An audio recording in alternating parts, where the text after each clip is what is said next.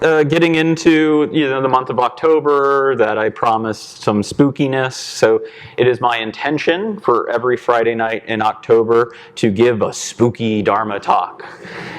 So tonight I will kind of want to start from the beginning of covering some of these spooky lessons. And just like any other spooky story, it's based on a true story. And so let's go back in time. Around the year 500 BCE, there is a child that is born. And this child's name is Siddhartha Gautama. You may have heard of him. And he's born in a time of great division of status based off of the caste system. And Siddhartha is born into a family of a higher caste in this caste system. And so as Siddhartha grows up, his father wants to make sure he upholds to his high caste. So his father kind of keeps him hidden in his privilege and makes sure he lives up to his status by surrounding himself in all of life's pleasures. And so Siddhartha grows up with everything he could ever want, with all the great food he could want, all the great drinks he can want, all the amazing orgies on the weekends type stuff. He's partying, he's having a great time. He doesn't get out much though, but he's still surrounded by pleasure. And so as Siddhartha starts growing up, surrounded by pleasure all the time, and not really seeing the world, he comes to this space of seemingly depression. He's having this existential crisis that he's miserable and he doesn't get it.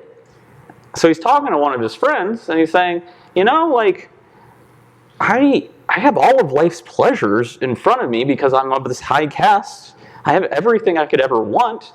Why am I fucking miserable? And his friend says, well, yeah, you need to get out some. Go see the world a little bit. And so Siddhartha decides, yeah, he's probably right. So him and his bud go out and see the world. And this is kind of where the scariness begins in his story. When he's going out seeing the world, he sees a few things he's never seen before. First, he sees somebody that's wrinkly-faced, hunched over, gray hair, losing their hair. And he's talking to his friend. He's like, what's up with that guy? I've never seen anybody like that before. And his friend's like, well, that's an old person. He's like, okay, what's an old person? He's like, aging. We will all get old someday. And Siddhartha's like, me? I'll get old someday? He's like, yeah, you're going to be just like that dude someday. And Siddhartha's like, whoa, I've never seen anything like that. My family never told me anything about that. What the hell is this about? And so they just keep on going in their travels of seeing things, and they see somebody else. And this person has boils on his face, and he's hunched over, and he's vomiting, exorcist style, vomiting, right? And Siddhartha's like, whoa, what the hell is up with that guy? And his friend's like, well, that's a sick person. That person ain't doing so hot. And his bud's like, we'll all get sick one day. We'll all be faced with these extreme illnesses someday. And Siddhartha was like, me? I'm going to have extreme illness? And he's like, yeah, man. Happens to all of us. And Siddhartha's like, I never heard anything about this. My dad never told me about that. I feel lied to. And so they keep going. And then they see another person. But this person ain't moving, ain't breathing, bloated and blue, and just he's has that gut drop. He's like, what the hell is up with that? And his friend says, that's a dead body. And it's I don't know if you've ever seen a dead body. It's just ooh, and Siddhartha has that feeling for the first time. And he doesn't like that feeling. And he knows what his bud's going to say. He's like, oh, I'm going to be like that one day. And he's like, fuck this, I'm out. Let's go back. Let's go back home. This life is just all about suffering and aging and dying. I need to get out of here. And so Siddhartha starts heading back to his home of luxury, but he sees one more person on his way home. And what he sees is this person sitting cross-legged under a tree. Big beard, long hair, just sitting there. And Siddhartha's like, okay, I've seen all this aging, sickness, death. What is up with that guy? And his friend's like, oh, that's a meditator. That guy's trying to find a way out of suffering. And Siddhartha's like, yeah, I think that's it. I am totally suffering. Maybe I'll follow that guy. And so Siddhartha gives up his high caste status, leaves his home, and just starts following that meditator around. And so he starts joining up with this meditation crew. And when he's joining up with this meditation crew, they're teaching a specific type of meditation. And this meditation they're teaching is pleasure is the cause of suffering. Pleasure sucks. So don't eat, don't sleep much, don't have any good time, don't have any fun. And Siddhartha's like, yeah, that makes sense to me. Because I had all the fun at home, and they seem to have something going on. Maybe like pleasure is the cause of suffering. So Siddhartha dives into this meditation practice. And like I said, they're not eating much. They're sleeping on beds of nails. When they're meditating, they're ignoring their minds. They're ignoring their bodies. They're ignoring their hearts. And Siddhartha gets really good at this type of meditation. They said he got down to eating 1 grain of rice a day. And you could like see his backbone through his stomach. He got so skinny. And his meditation teachers were like, congratulations, you did it. You reached awakening and the end of suffering. And then Siddhartha's like, the hell I have? This sucks. I'm totally still suffering. And he's like in that moment of just like despair. Like, I tried to find lasting happiness in addiction to pleasure, and it didn't work. I tried to find lasting happiness in punishing myself. That didn't work. And just in a moment, he's like giving up. He's sitting under a tree. And a young woman named Sujata sees Siddhartha. And she has great compassion for Siddhartha because she doesn't know what he is. His eyes are sunken in. He's just a bag of bones. And she's like so concerned. She's like, is this a ghost? Are you alive? Are you okay, buddy?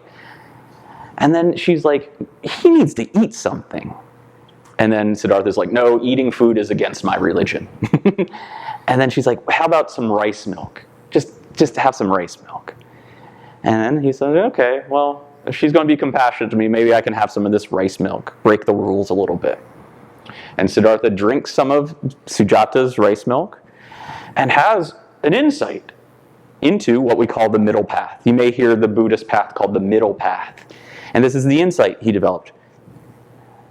The middle path, that there's 2 dead ends. The dead end of addiction to pleasure. He's like, yeah, that didn't lead me to anything good. This addiction, chasing pleasure all the time. But there's the other dead end. The dead end of self-punishment. The dead end of denial, anorexia, right? And so it's like, okay, I think this path rests in the middle of these 2 dead ends. And this motivates him. He's like, okay, I should probably bring this into my meditation practice. And he gets really motivated, so he sets up shop under this big, beautiful tree. He finds like a place out in the forest, like secluded. And so he's going to start meditating with this middle path. And so he sits down to meditate. And instead of denying his body, denying his heart, denying his mind, he sits with an open awareness. And so as he's sitting under this big, beautiful tree with this open awareness, something happens. What happens? He has a visitor. He's visited by Mara. Mara is loosely the Buddhist equivalent of the devil or Satan or the tempter, the killer, right? And so as he's sitting in meditation, much different than when he was before, he starts observing his thoughts. And this demon character sneaks in and starts telling him terrible things. Hey man, this meditation stuff is so stupid. You could be back at home having all the partying and the orgies and the drinking and having a good time. So Siddhartha starts witnessing this demon character. I got Mara tattooed on my hand if you need a visual. That's right there. And he doesn't fight Mara. He doesn't banish Mara. He doesn't ignore Mara. He doesn't run from Mara. These two dead ends, right? Of believing everything Mara thinks, but also fighting Mara. He just says very simply, I see you, Mara. And he sees the devil right in his eyes. And Mara is like, what the hell is that? People are terrified of me. People listen to me. And he's like fully sees Mara. So anytime Mara tried to attack Siddhartha with thoughts of craving, he says, I see you, Mara. And he kept meditating. And then Mara's like, all right, I got to step it up a bit. And steps it up with thoughts of hatred and resentment. Your parents lied to you. You have crappy parents. They suck. You should get up from meditation and tell your parents off. And those stupid meditation teachers you had, they taught you all the wrong things. You need to go tell them what's up. And so, rather than getting up from his seat, or rather than fighting with Mara, he simply said, I see you, Mara. And then Mara just kept on trying to get him to give up on his meditation through restlessness, through lethargy, until the final battle happened. Mara was like, all right, I got to plant the seed of doubt. So Mara sat face to face with Siddhartha, looking at Siddhartha in his eyes with his fangs and fiery eyes, and said, you're out here meditating in the forest. There's nobody out here to validate you, to tell you you're doing a good job, even if you reach this awakening. And Siddhartha said, what do you say? I see you, Mara. And put his right hand down on the earth and said, let the earth be my witness. The earth shook, and Siddhartha became the Buddha. He reached the end of suffering through his awakening. By seeing the devil within. I love this because this is the birth of mindfulness. This is the origin story of mindfulness. Mindfulness has this reputation out in the popular world as some relaxation technique or some way of reaching this blissfulness. And that's a part of it. But the origin is witnessing your inner demons. I love that because my mindfulness is a little bit more like that than some seductive blissfulness, right? And even the Buddha himself was visited by demons, devils, and creatures. And so even after the story, that he so-called defeated Mara, Mara would still come to visit. One of my favorite stories is the Buddha was out teaching, and he was tired. And he was like, I need a nap. Because I'm a napper. I like naps. I took a nap today. And the Buddha laid down for a nap, and then Mara walked in and said, you're lazy. You need to get out there. And he said, I see you, Mara. I see you, Mara. I need a nap. And so even that's like a traditional story in the suttas, that Mara would come to visit. It's okay. So our awakening doesn't happen when we get rid of Mara. Our awakening happens when we fully see Mara. And if we're talking about Mara as this devil character, right? Mara literally means the killer. The killer. Why? Because he kills our practice. He kills our well-being when we fall asleep. So we wake up to Mara. And that's much different than what I'm used to growing up. My name is Mikey, right? But Michael, I'm named after Saint Michael. If you know about Saint Michael, he's the archangel that banished the devil out of paradise, out of heaven. And something happens, though, when we have these inner devils arise. The more I try to banish them, the nastier they get. the scarier they get. But when I fully see them with a sense of kindness and acceptance and non-attachment, they're more manageable. And so that's what this practice has shown me, that there are these characters within, there are these devils within. That's okay. Because, like this banishing and removing and getting rid of, like, I don't know how many times in my own life I felt like the one that doesn't belong, felt like the one that is banished. And I don't want to do that to parts of myself, even if those parts of myself are scary. And so I want to create a welcoming environment. And if I want to create a welcoming environment, I want to start within.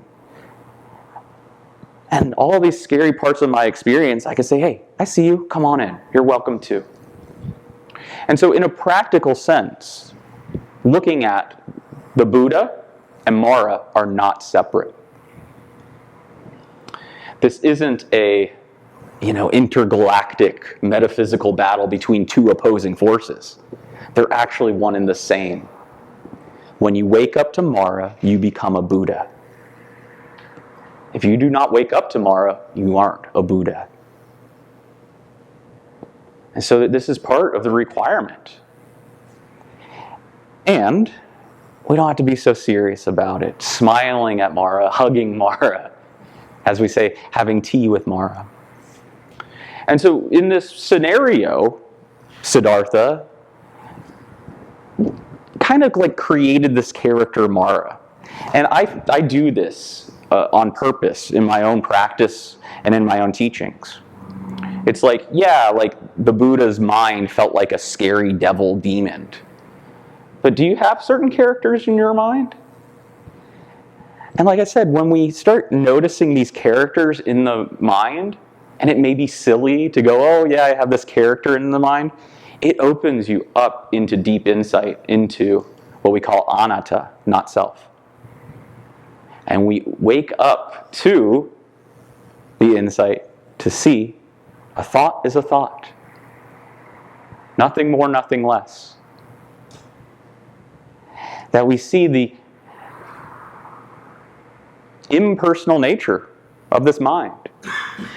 Mara is what it's like to have a human mind. We don't practice this to become superhuman.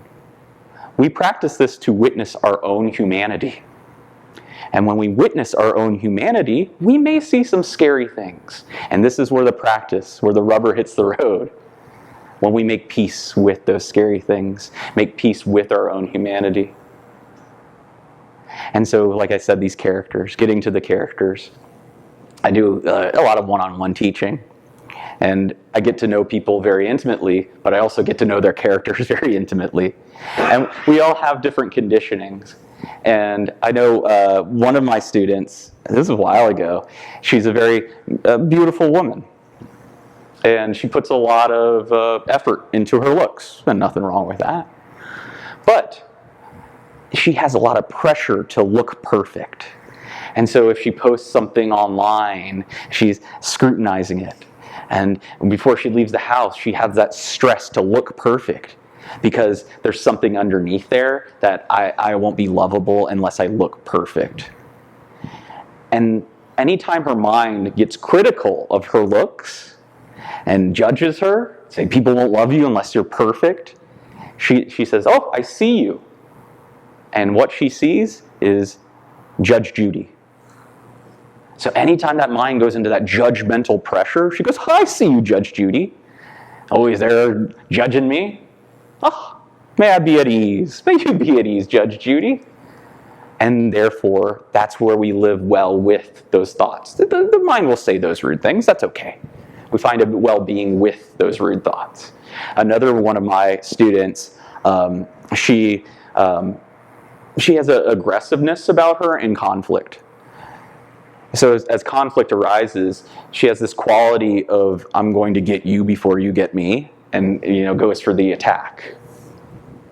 And anytime she feels that sensation to jump out and attack, she goes, oh, that's Billy Badass. And Billy Badass is like this 1950s rockabilly, with the cigarettes rolled up and a big pompadour. She goes, oh yeah, I see you, Billy Badass. There you are. I can be okay with this person. I don't have to go fuck them up. It's okay. I see you, Billy Badass, right? And to be fair, working with a teacher of mine, this week I had an interesting character come up. We called him Mr. Impatience. Mr. Impatience. Mr. Impatience wants me to run home and answer every single email right now. And it wants me to, like, okay, you got to answer that email. You got to answer that email. You got to answer that email. And I see you, Mr. Impatience. And then when I start seeing Mr. Impatience, I start to develop a relationship with Mr. Impatience. And when I develop a relationship with Mr. Impatience, I start noticing how I feel towards Mr. Impatience. And Mr. Impatience kind of scares me, to be honest, because he comes with a feeling of anxiety. Me and anxiety have not had a healthy relationship, we'll say. You know, I remember a lot of times of like having to go to work and that anxiety would arise. Damn, I need a drink because I do not want to feel this anxiety. And so I used to have a couple beers before getting out the door to go to work, right? And then those beers would wear off, and it's lunchtime. Oh, anxiety's back. Oh, I need a couple more drinks before I go finish the rest of my day. And then by the end of the night, I'm having more drinks, you know, and it's like this perpetual cycle of keeping anxiety at bay. And so Mr. Impatience comes with a sense of anxiety, and I'm like, I'm scared of you. And another thing that happens with anxiety is it shuts me down into like this like depression too. It's like exhausting. I'm like, whoo, up, down. And it's like, man, you've kicked my ass, Mr. Impatience. You win. But with mindfulness, I don't have to give up the fight. You know, we get a fighting chance with our parts. We can defeat them. How?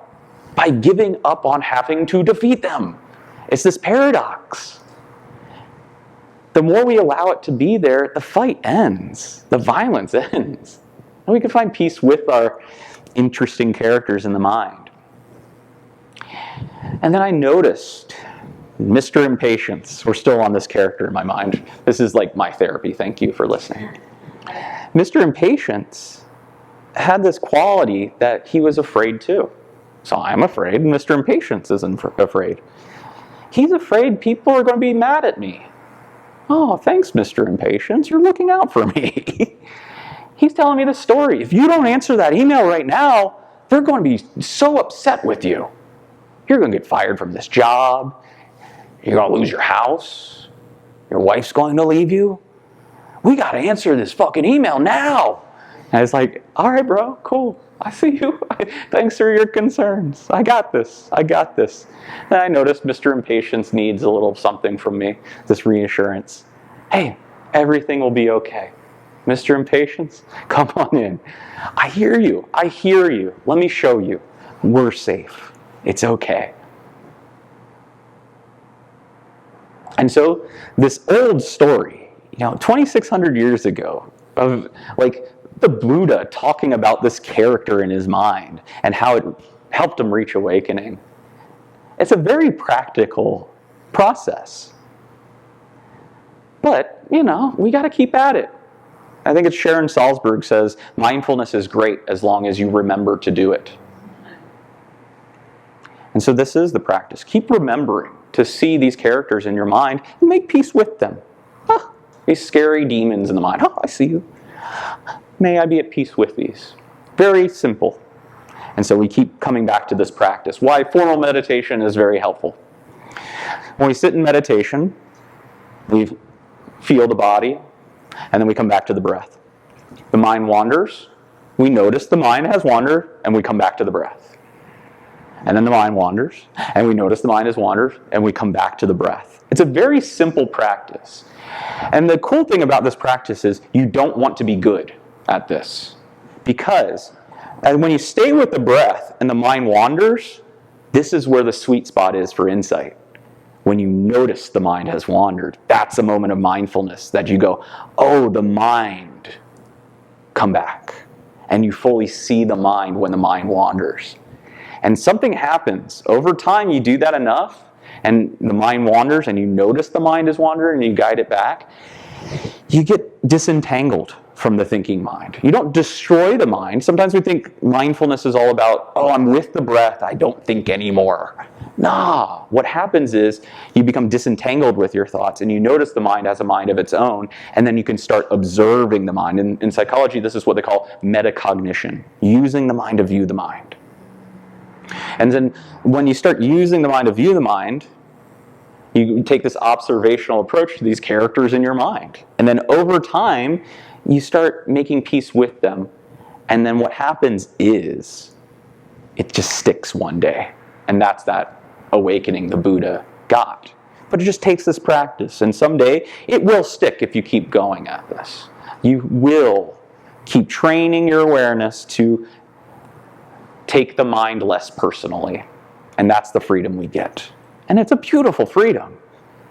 It's not the freedom to destroy the mind, and it's not the freedom to obey every thought that pops into your head. It's the freedom to know a thought is a thought. What's up, y'all? Reverend Mikey Noshel here from Wild Heart Meditation Center in Nashville, Tennessee. Thanks for checking us out. Do me a favor, please like and subscribe. And if you feel moved to leave a donation, you can do so at wildheartmeditationcenter.org or the Venmo link in the description. Peace and love.